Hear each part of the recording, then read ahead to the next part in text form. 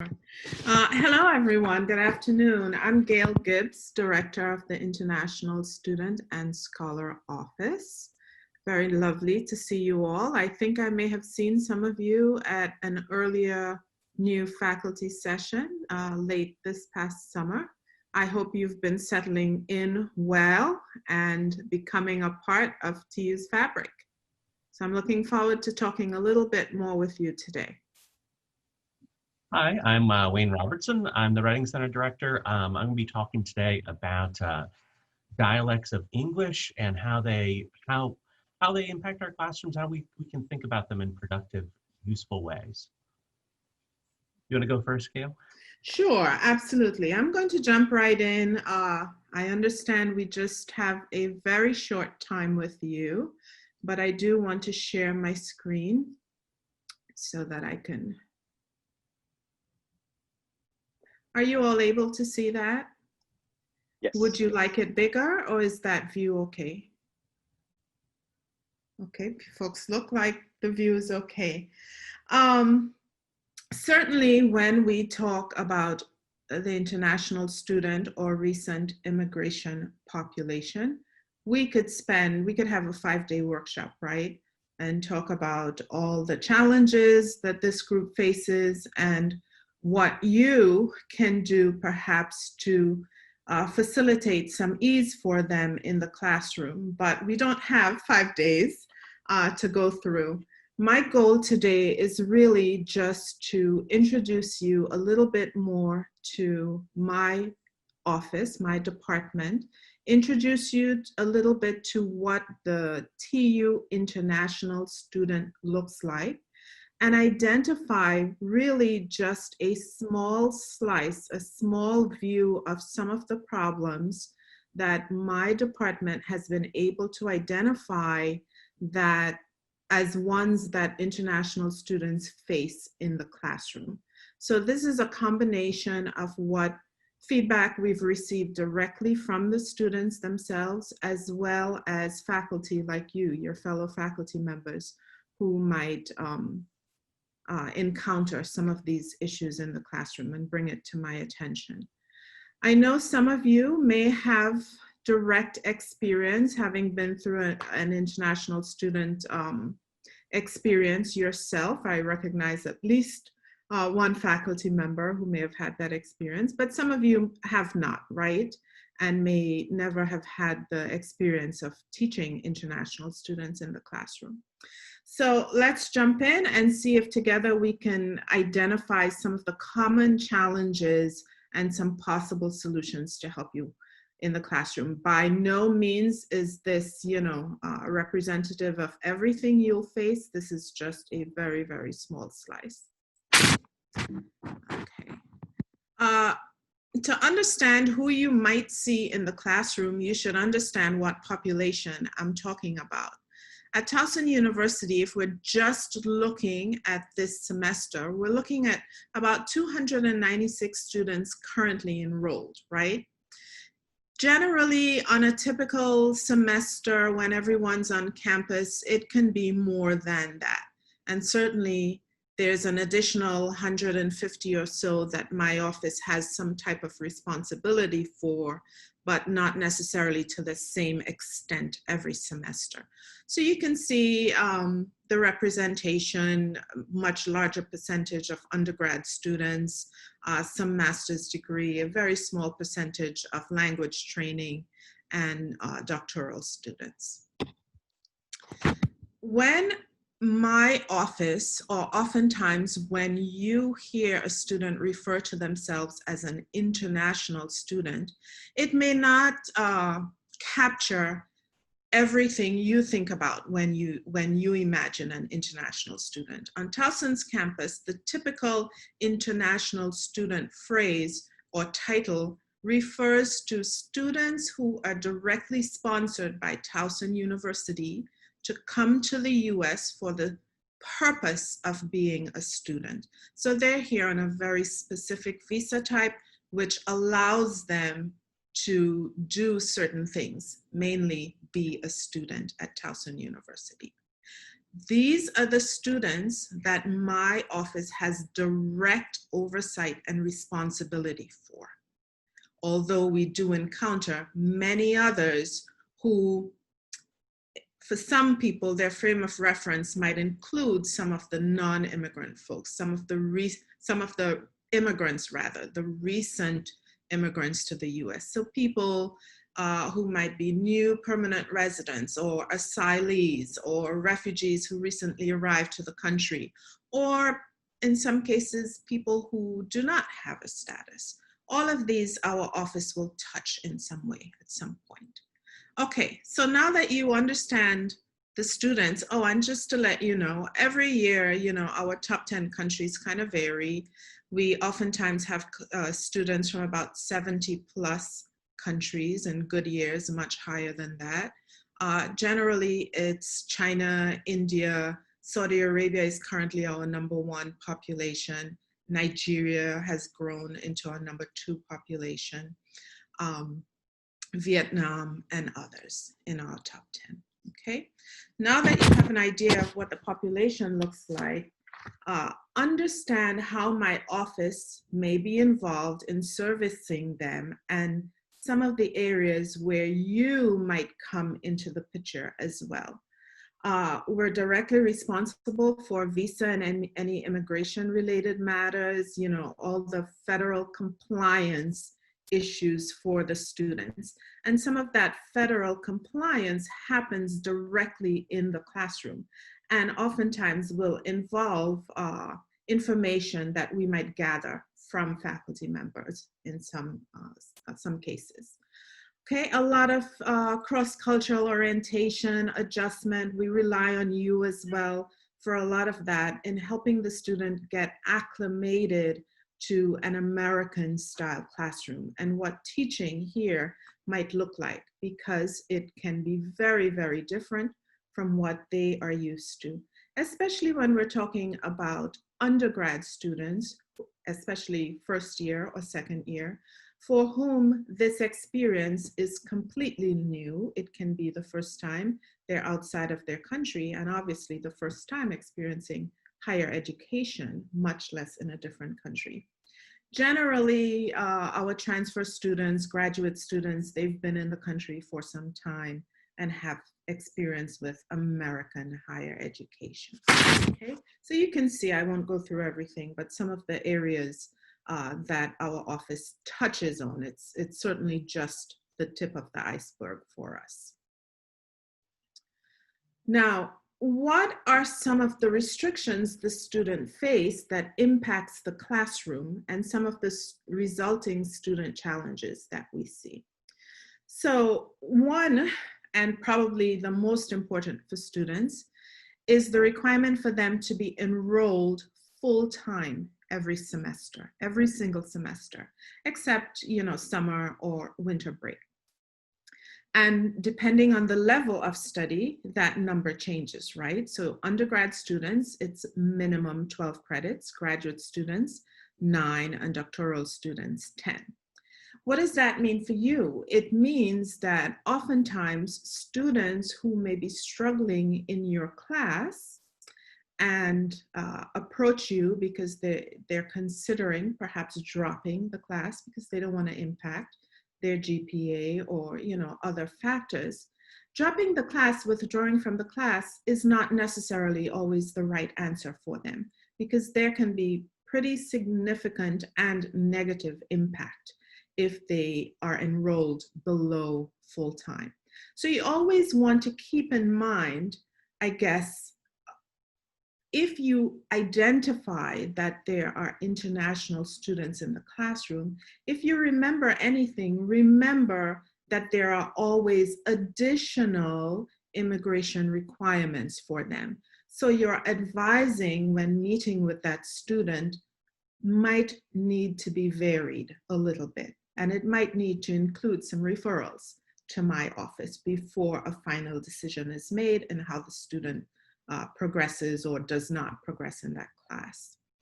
The student has employment restrictions. As I mentioned earlier, adjustment with American classroom, the teaching style can be very, very different to what they're used to. And there's a learning curve, right? There's some adjustment issues with that.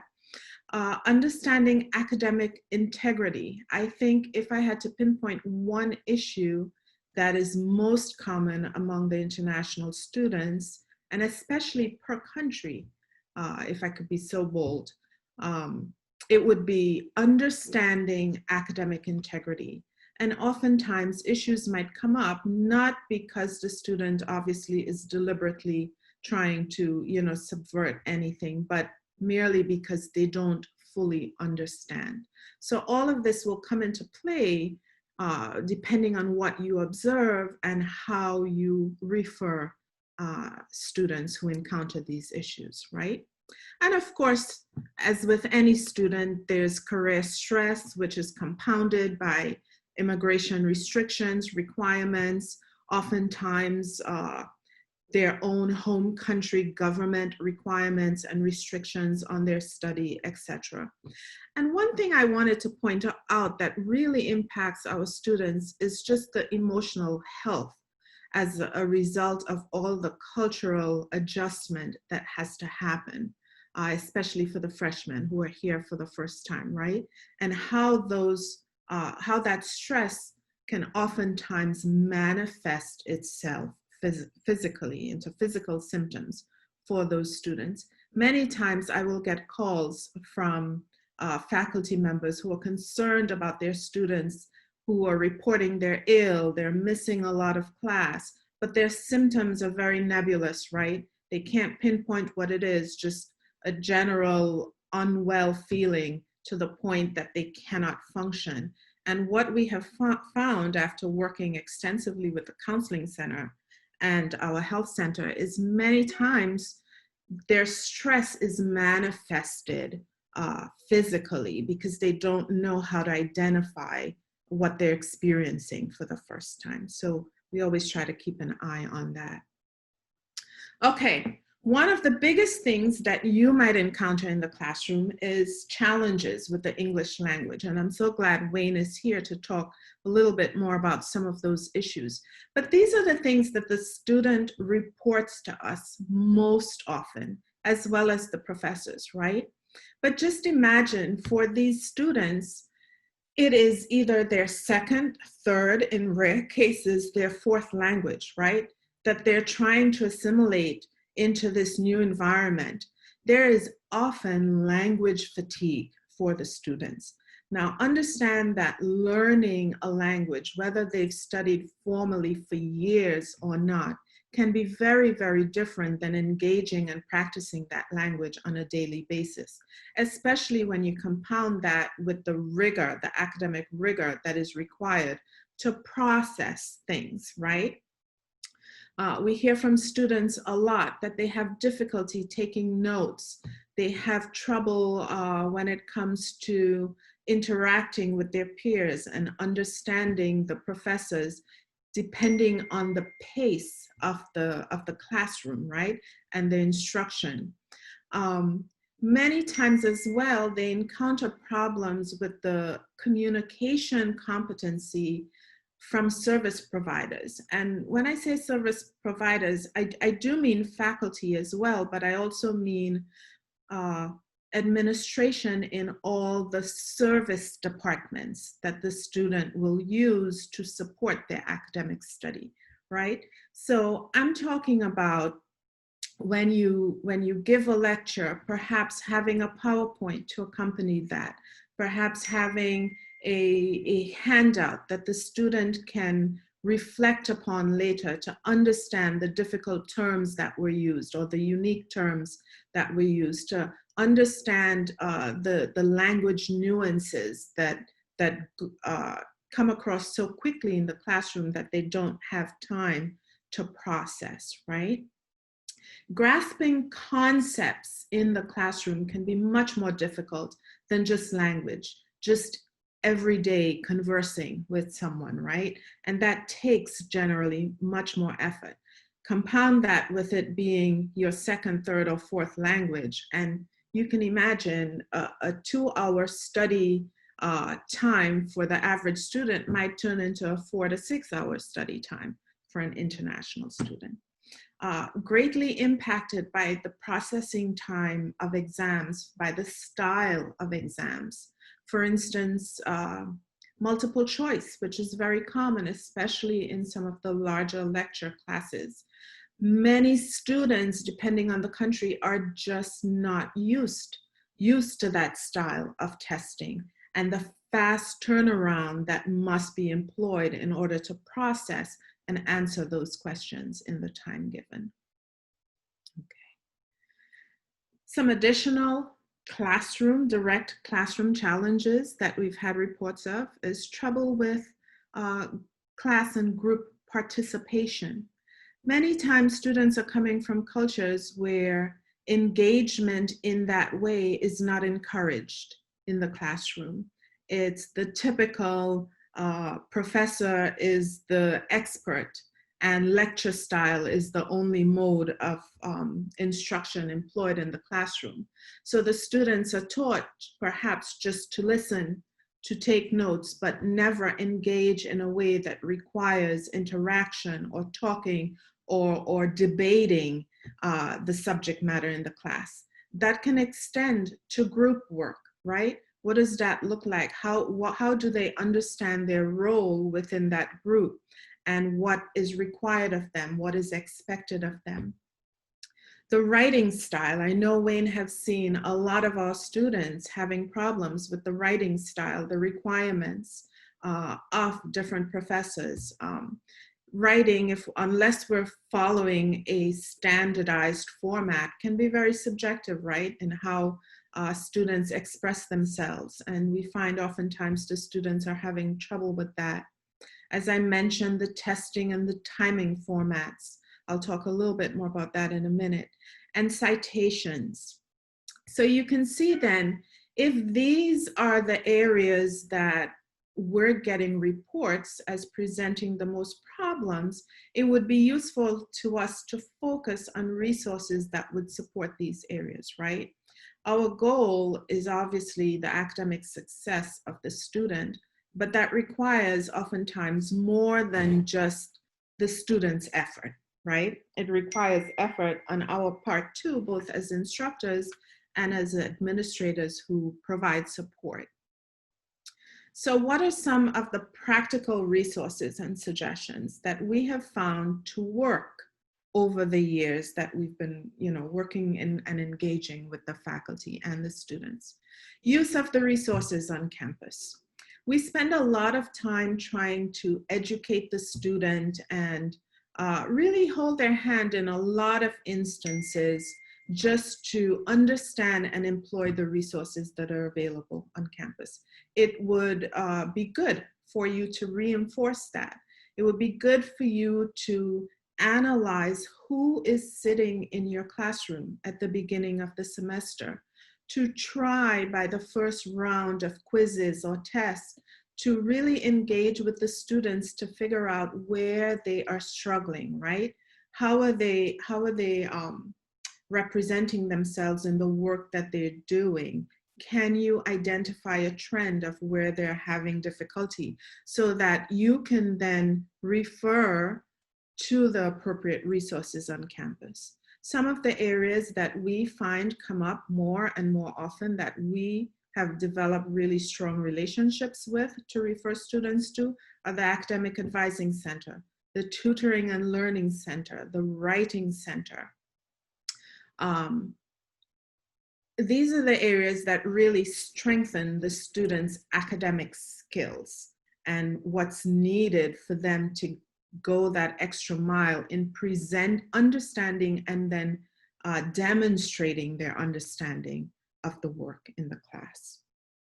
The Counseling Center, you might find it strange that I have the Counseling Center on here, but really this goes back to all the inherent support structures that the students do not even think about as affecting them in the classroom, right?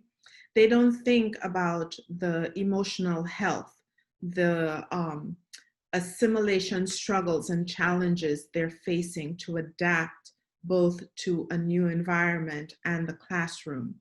And many times they don't think of the counseling center as the place where they can learn better study skills or how to manage their health, how to manage their emotional health, their mental health in a way that better prepares them for the classroom.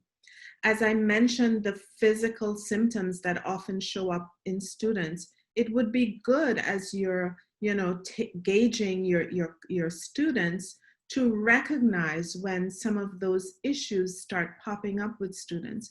Who are the students that are missing classes? Many times the international student who is just not processing fast enough to engage appropriately and keep up with the class may shut down because they don't understand their resources to help them figure that out. And they might stop coming to class. That happens quite often. As you can imagine, in the current environment, I have had quite a few calls this semester from faculty who have students, international students, who are not engaging the way they should or are missing classes for whatever reason. So you want to pay attention to that. When you are able to pay attention to that and bring it to our attention, you're helping us ensure the well-being, but more importantly, the academic success of that students. If we identify problems early, we're able to refer out to the appropriate resources to shore up the students' capability in the classroom. I think referring on your own is absolutely acceptable. Of course, you do that anyway for all of your students. If ever there are questions, if ever you're making a suggestion to the student that you think because they are international, there may be other factors involved, you're not sure, I would say really number one on that list should be the International Student and Scholar Office. Please let us know, even if we're not the ones to solve that issue, we can help to make sure the student is referred to the appropriate resource. And I wanted to spend Gail, just a excuse couple, me, I'm so yeah. sorry. We're going to need to shift over to Wayne. So, Yes, I'm on my last slide, oh, actually. that's excellent. Thank you, Yes. Gail.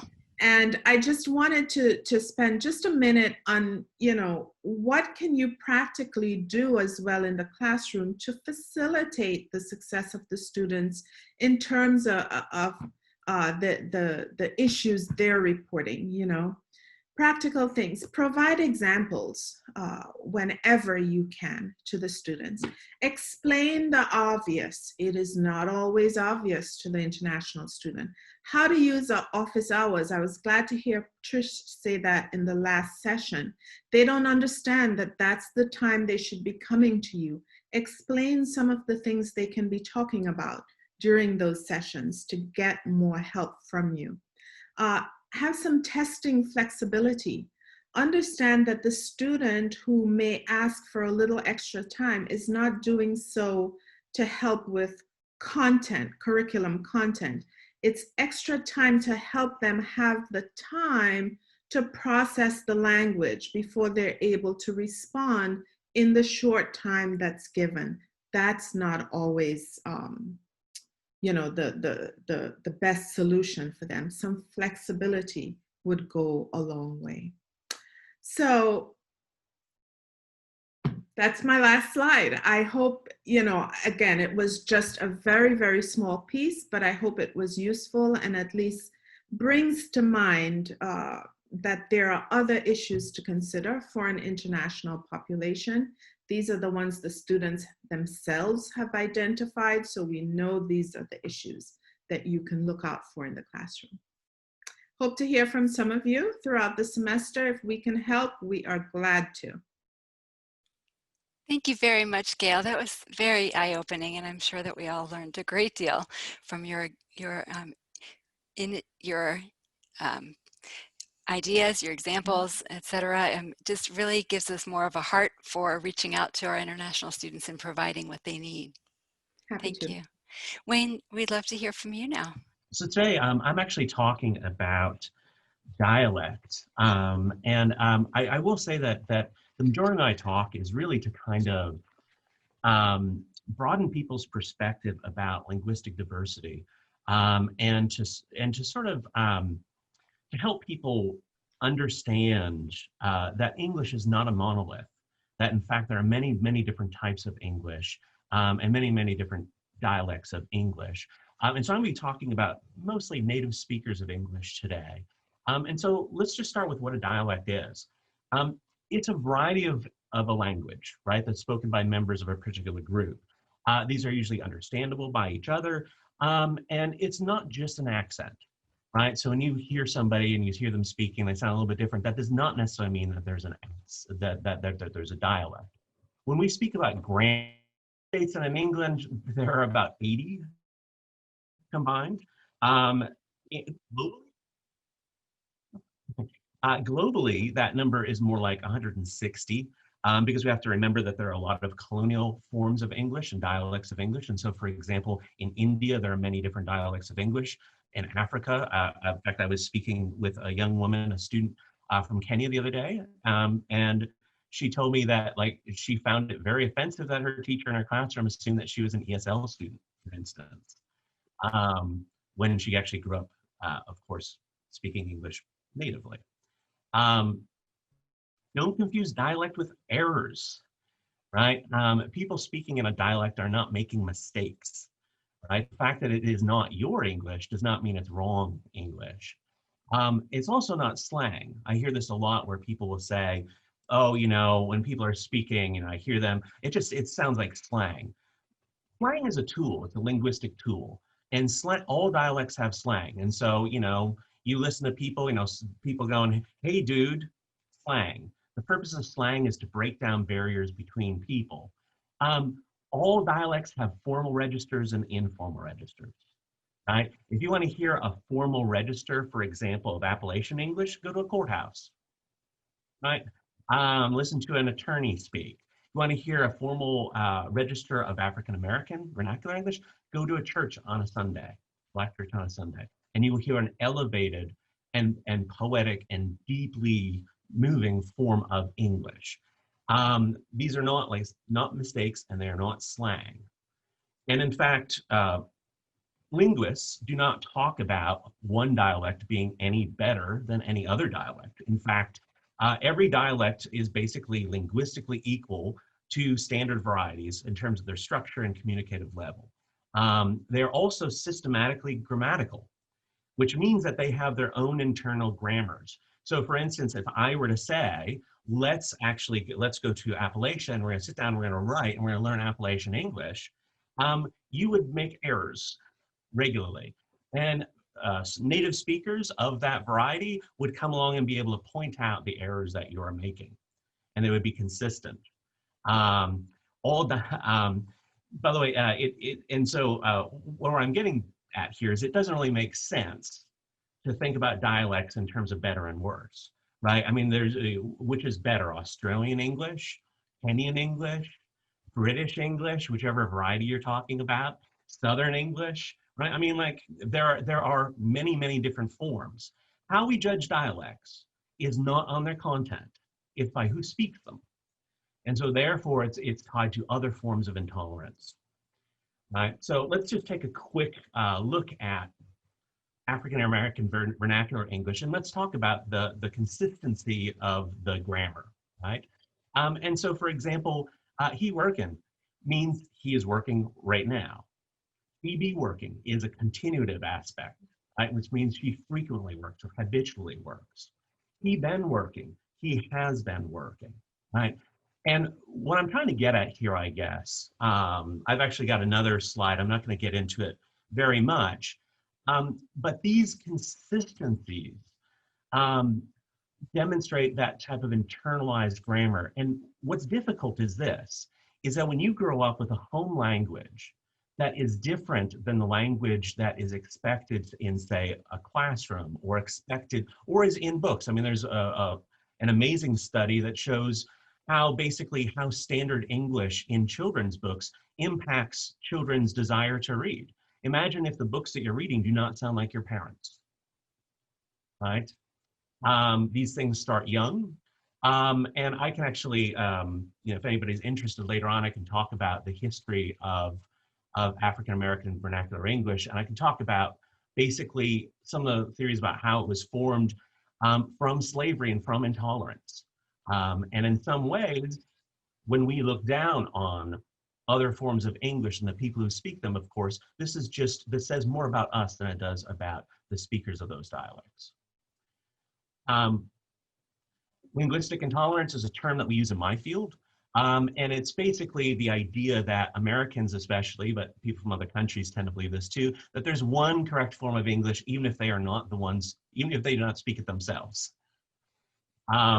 Americans tend to view English in terms of geography. And so if you come here to the United States, you need to speak English, right? And the type of English we speak now. What do you mean? Well, there's 30s of types of dialects. Well, you need to speak the one that I speak. We don't tend to think about language. My partner is Japanese, and when she goes out to restaurants, people will look at her when she speaks Japanese with her friends with this kind of side eye sometimes. And that's because we're viewing it in terms of geography rather than, say, family or history or community or friendship or any of the other ways that we could view language. Americans also, this is Lippy Green, she says my bibliography at the end, Americans tend to put the communicative burden on marginalized people. And what that means basically is this, is that there's always a communicative burden between two people. One has to communicate, the other has to understand. The communicative burden is increased on people who are marginalized communities because people from the mainstream community, the community with power, don't feel like they have to listen as closely. So dialect in the classroom. Now we've kind of talked about this idea of dialect. Well, how might this complicate our ideas of teaching or impact the way that we teach? And I want to suggest to you that there are different stances that we can take in a classroom. We can take the assimilationist stance. And this is basically when teachers impose their own form of English on students quickly in a classroom. And the goal basically is to turn the student into speaking and writing like them as soon as possible, right? The mainstream as soon as possible. An accommodationist stance is that the goal is that the learner learn new discourse patterns without completely losing their home languages, right? So this, a lot of people talk about this in terms of code switching, right? Teaching students how to write in one way for a classroom and yet, keep their home language and speaking. A third way to think about this is the separatist stance. And this is a stance that says, we value we value linguistic and cultural identities, and we want to preserve those identities. And so separatists tend to value code meshing over code switching. Code meshing is basically, it encourages a combination of rhetorical and linguistic elements of different dialects to create something that is more personal, but that is also less oppressive in terms of academic and other forms of writing. I would say, teachers tend to move in between these stances. I think that what's most important, though, is that faculty don't go into the classroom just thinking from the assimilationist stance. And what I mean by that is that stance tends to cause quite a bit of pain and suffering, and people underestimate the amount of effort it takes to write in a different dialect. And I would just say, like, if I asked all of you here today to sit down at your table and write an essay in AAVE, first of all, you'd be very intimidated by it. Or if I said that any comments that were asked in this room would need to be asked in AAVE, please. Everybody here would feel intimidated by that. What I would recommend is, I'll tell you what we do at the Writing Center. First, we have a very diverse staff at the Writing Center. And so we have a lot of people who can talk with students in open ways about these types of issues and make sure that people know that these are not based off of some innate, way that academic English is somehow better than other Englishes. But at the same time, of course, a lot of students, and I understand this too, that we don't want to block people from the language of power. I mean, people want to, in many ways, have the ability to basically to write to different audiences and to benefit in large corporations and do things like this. My hope, of course, is that we broaden our understanding of what good writing is, and we broaden our understanding of the various ways that people speak and write in English. I guess that is, I'm going to just stop right there because I'm hoping that there'll be some questions and I can address something that people might have questions about. I'm so happy that you stopped in time to take some questions. Does anybody have a question or comment for Wayne? I have a question, Wayne. I am wondering now about, I'm just approaching grading my TSEM research papers and wondering, I mean, I assumed that we would be expecting them to be writing correct grammatical academic writing, but is that not, I mean, I guess it would be helpful to me if you would explain that or how you go about grading. By the way, the university does not have an answer to this. I don't think that I think that there are a lot of different perspectives on this. I think that faculty oftentimes never actually even think about this issue. And so what that means is it makes it seem like it's just normal, right? That we're going to expect, and here's the thing is that like the way that I would put it to you is this, is that you are teaching students to write academically, and that means a lot of different things. And it means that you pay attention and treat different types of things in different ways.